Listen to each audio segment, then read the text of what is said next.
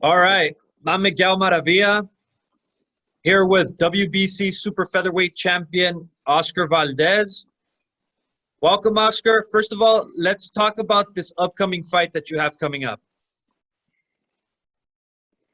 Well, thank you for having me. I'm very excited right now to have my first title defense. Like I said, I really can't wait to step in the ring and now as a champion, keep on giving good fights for the fans, which is one of the most important things for me. So you're fighting in Tucson. This is pretty much a homecoming fight for you. That's where you had most of your you lived there in Tucson. You also you fought for the Mexican team. You're out of Nogales. Let's talk about that, man. How does it feel coming home and returning to fight?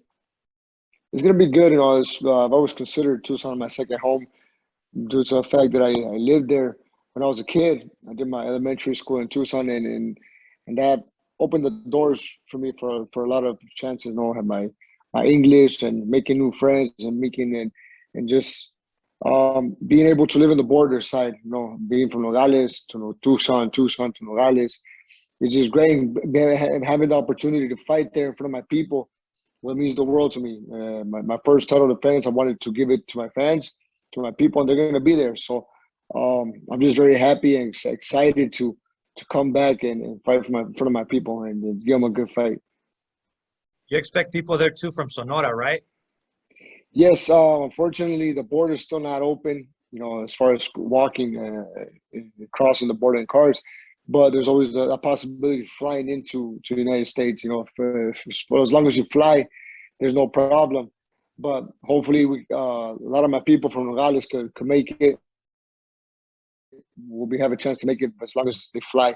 But I've heard there's a sold out crowd in Casino del Sol, so that's good news. I know that a lot of my people are going to be there. So, like I said, I'm very, very, very excited for this. I know you mentioned that you learned your English there in Tucson. It helped you out. Uh, what's it like for a kid living on in the border town, living on both sides, going back and forth? Do you think they benefit from picking up both languages? I mean, you speak both languages. Yes, well, for sure, you benefit from a lot. That opened the doors for me for a lot of opportunities. Being able to speak English and also, you know, being able to fight in both sides. I had a lot of amateur fights in the whole Arizona area, in California. We went to Kansas City. So being in the border opened those opportunities for me to being able to fight in the United States and in Mexico. So it was definitely helped me out in my career as far as learning the language and learning the culture, and then also getting as much experience as I can. Let's talk about this upcoming fight with Rob Robson Conceicao. Let's talk about your opponent. He's undefeated, Brazilian. What do you know about him? What does he bring to the ring, style wise? Well, I know Robson Conceicao pretty good. I've known him since the amateur days. I've known him since 2008. The first time we saw each other, it was an Olympic qualifier. Years past, we ended up fighting in the Pan American Championships in the finals. He beat me in the finals by 1 point. It was a very tough fight. I believe I was 19 or 18 at the time, and it was a tough fight. I know he's a tough fighter. Even though his record, he's still undefeated, but his record shows that he doesn't have a lot of knockouts. In the amateur days, him hitting hard. That's one of the things that I remember about him. And also, he has a very orthodox style. But he is an Olympic gold medalist. He has a lot of a great amateur background. He has represented his country 3 times in the Olympics. The last time he got the Olympic gold medalist in 2016. So he has a good background. He has a good background. We fought before. This is going to be our rematch now in the professional world, which is, for me, is the most important thing. And there's one is going to go as it's going to mark in the history books. My first title defense against a fighter like Conceicao. Also, I'm definitely not taking this fight lightly at all. I know the boxing world is if we don't know a fighter, we immediately assume that it's a easy fight. But that's not the way I think. I've been in the ring with him before. Like I said, he's a very tough fighter, and I'm not taking it lightly. I'm training just as hard as my last fight. Training very hard to give a good fight, and at the end of the day, come out victorious because that's my one of my biggest dreams is to become be in the list of one of the best Mexican fighters out there, which is a long road to go, but it's nothing, but nothing's impossible. So for that to happen, I got to continue winning. I got to continue defending my title, and eventually go on to bigger and better things. You know, you mentioned the Olympics. You yourself are an Olympian. Have you been watching any of the fights, any of the games right now for, Olympic games, any of the boxing? Yeah, well, yeah, I've been trying to keep up with the fights for sure, especially from a Mexican team. Unfortunately, none of them got the chance to medal. The further the one guy was Rogelio. He got to he was fighting for the bronze medal, but he ended up losing against the Cuban, which was still a good fight. He's a good, talented fighter. And I think the Mexican team is just overall has a great team. Unfortunately, they due to the pandemic, a lot of them couldn't qualify, so only three of them could have gone. It was two females and one male, and we didn't medal this time. But I still believe that our team has great chances for the next Olympics to get a medal. Good, man. Let's talk about your preparation, man. You're in San Diego now, right? Are you still back in Sonora? No, we're here in San Diego now. We're at Reynoso. How's that coming along, man? What's the stable like, man? What's the atmosphere like? I can imagine it's like showing up to a Dodgers practice, just think about the championship team that's out there, and you walk into the field or to the court. I imagine you walk into that gym and you see all these champions. That's what it's like. It's a good it's it's a very positive place where we're at right now. We're in the gym. You know, we got great champions like Canelo, Alvarez. You got someone like Andy Ruiz, like Ryan Garcia, and then you got just Frank Sanchez in the gym. It is just nothing but good positive vibes in the gym. You know, we all try to help each other, especially having someone like Canelo being the face of boxing right now. It's always trying to teach us different things. He's the one who's been in the ring, who has the most experience, been in with the big crowds, and he always has something to offer. So it's always good vibes in the gym, and we all have this friendly competition in there. Who wants to do more in the gym? If I see Andy Ruiz hitting the heavy bag a certain way, I want to do it the same way. If I see Canelo Alvarez throwing 20 punches, I want to hit 21 punches, and it's just we all help each other out right there. We all carry the same dream. Our dream is to become one of the best in the boxing world, and we all share that dream. So we all trying to help each other out. Definitely good vibes in the gym. What would you describe Eddie as a trainer, like his style? I would consider Eddie as a perfectionista, because he's always studying boxing. He's always analyzing.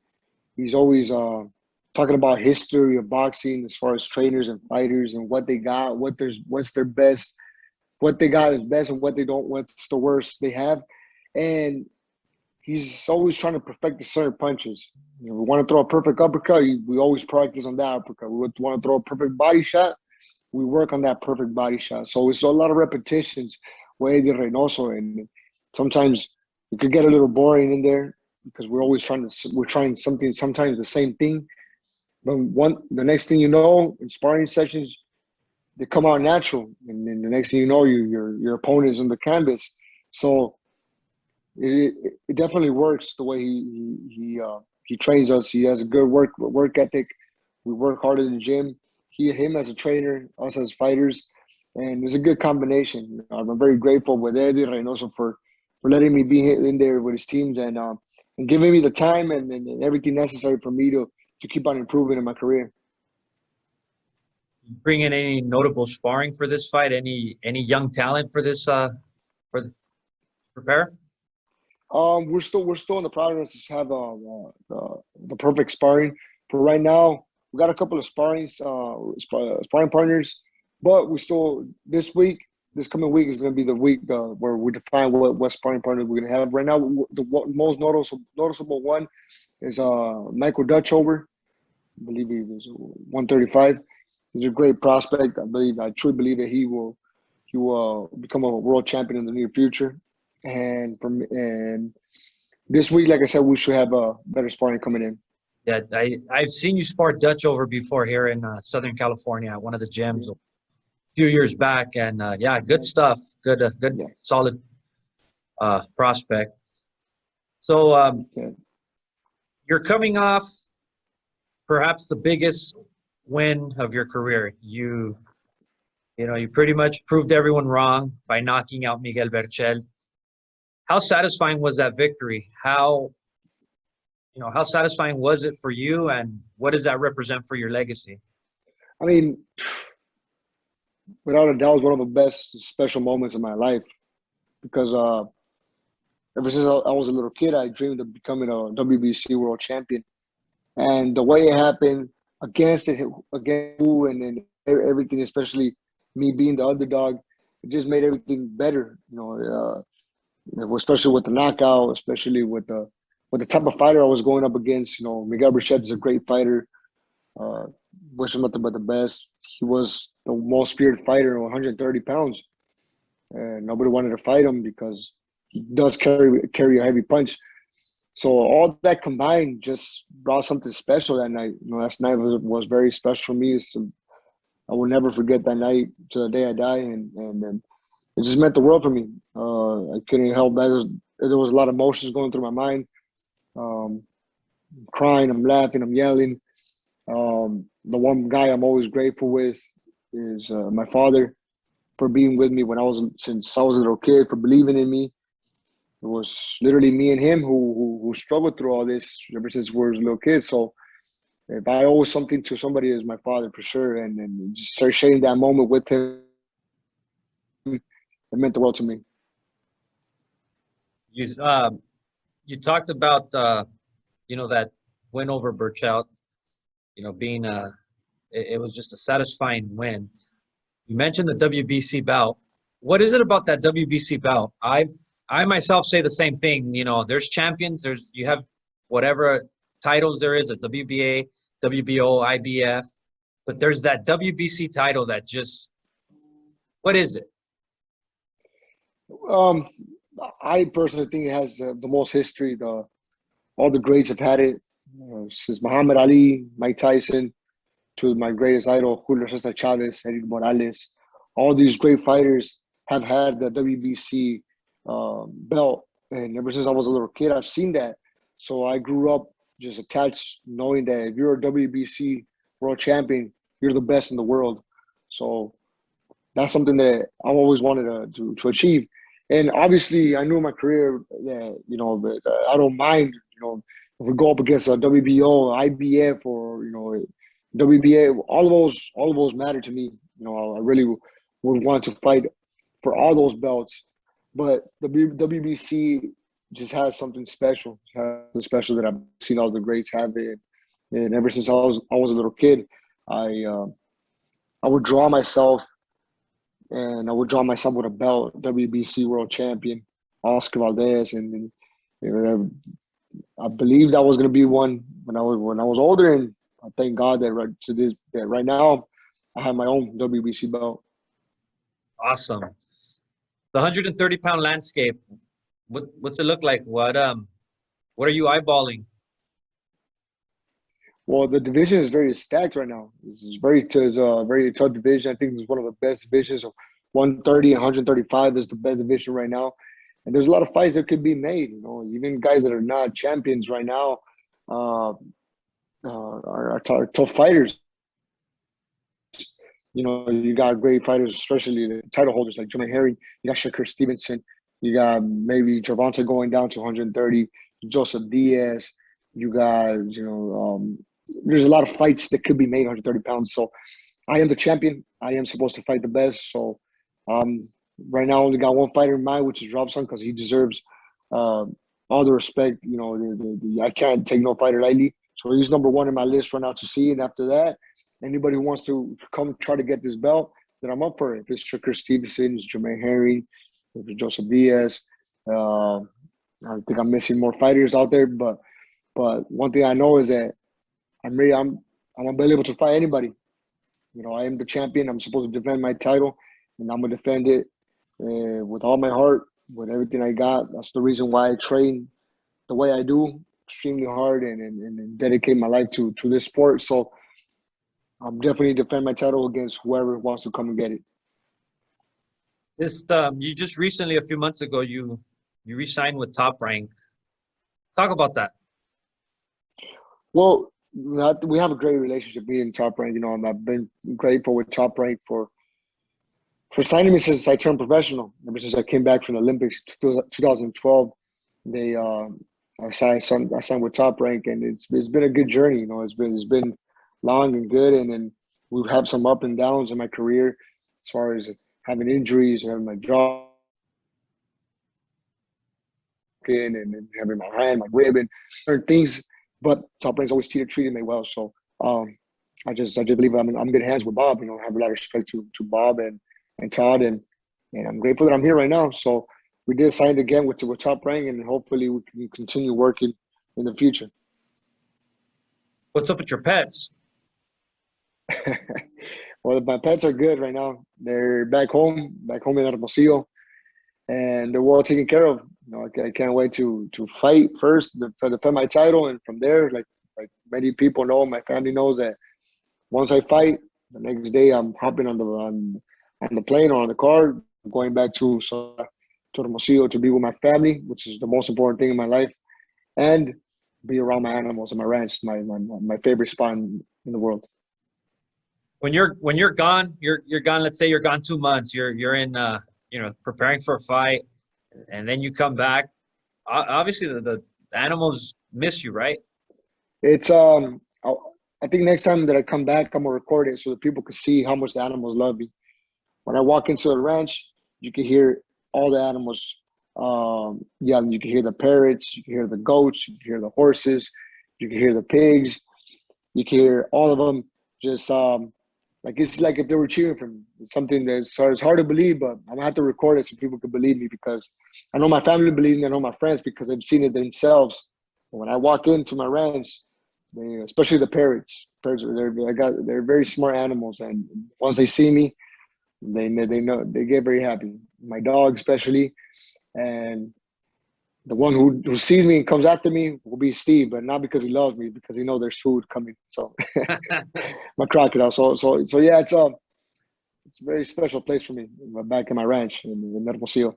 Yeah, definitely, man. You mentioning that when you get there, it totally reminded me of my grandpa. Every time he would get, wherever he was doing his mandados or whatever, he'd come home from the pueblo, and then as soon as he walks into the corral, there they go, the animals. Yeah. That's in the rancho out in Jalisco. Yeah. So that's animals are very smart, and they feel the love, and they feel the vibration of every person. So when all that, they will show you the same love you show them back. Definitely. Well, Oscar, I just want to thank you, man, for coming on. Is there anything you want to tell the fans? You want to tell us, the media in particular? What can we expect from you come fight night? Yeah, to tune into this fight, September 10th. Like I've said it before. Before my trainer, the Olympic coach Francisco Bonilla, Profe Bonilla, told me, never promise a knockout of a year, never promise a fight of a year, never promise something crazy. So something that I will promise is I will always give my best effort, my heart, leave my heart, my sweat, everything inside the ring to give the fans what they want, which is a good fight. And that's something I will do this September 10th. I'm not taking this fighter lightly. We know that Robson Conceicao is an Olympic gold medalist, a tough fighter, and he wants to achieve his dream. Every fighter out there who was a somebody and one time was a nobody, like Manny Pacquiao, man, like Julio Cesar Chavez when he fought Sabache. Nobody knew these fighters till they prove everybody wrong. So I can't let that happen with Robson. I want to continue my legacy to become someone great, and he's in the way. So I will do everything I can to come out victorious and give the fans what they want, which is a good fight. Thank you very much. There you have it. WBC super featherweight champion, Oscar Valdez. Tune in, ESPN, September 10th. Thank you very much, Oscar. All right, my man. Have a good one. Have a good day.